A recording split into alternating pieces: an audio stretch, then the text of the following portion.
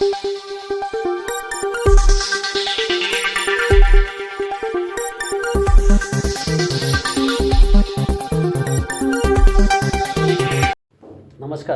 SC news चॅनलमध्ये आपले स्वागत आहे।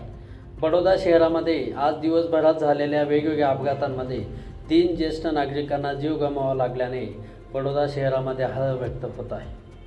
या संदर्भात सविस्तर वृत्त असे। बडोदा शहरातील वडसर पुलाजवळ बडोदा महापालिकेच्या एका डंपरने सायकलने जात असलेल्या एका वृद्धाला चिरडले।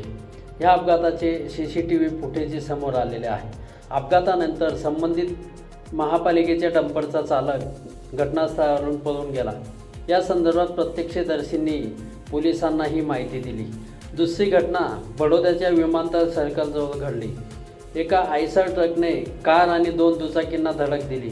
शहरातील विमानतळ सर्कलजवळ आयसर आणि 2 दुचाकींमध्ये झालेल्या अपघातांमध्ये 70 वर्षीय ज्येष्ठ नागरिकाचा जागीच मृत्यू झाला, तर एक व्यक्ती गंभीर जखमी झाल्याचे कळते आहे। आयसर चालकाने प्रथम झाडाला धडक दिली, नंतर बाहेर पडण्याचा प्रयत्न करताना त्याने एका रस्त्यावरून जाणाऱ्या ज्येष्ठ नागरिकाला चिरडले। नंतर 2 दुचाकी आणि कारलाही त्याने धडक दिली। या आयसर कारने 60 ते 70 फूट पुढे असलेल्या एका 5 चाऱ्याला 2 बाईक आणि एका कारला धडक दिली। यामध्ये 70 वर्षीय हसमुख वानकर यांचा जागीच मृत्यू झाला, तर दुसरा बाईक चालक दिलीप भाई हा गंभीर जखमी झाला असून त्याच्यावर रुग्णालयामध्ये उपचार सुरू आहेत। यानंतर तिसरी घटना बडोद्याच्या फतेहगंज येथे घडली। या ठिकाणी ट्रकने धडक दिल्याने ॲक्टिवावर जात असलेल्या चालकाचा मृत्यू झाला।